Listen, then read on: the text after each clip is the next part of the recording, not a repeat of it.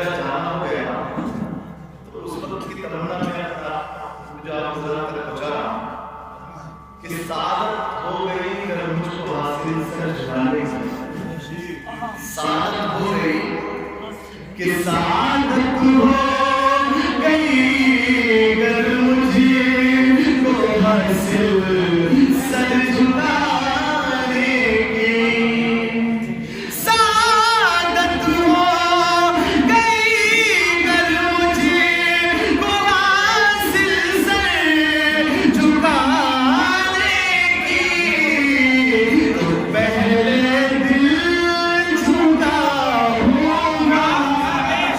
नबी के सिताने पर, तो पहले दिल झुकाऊंगा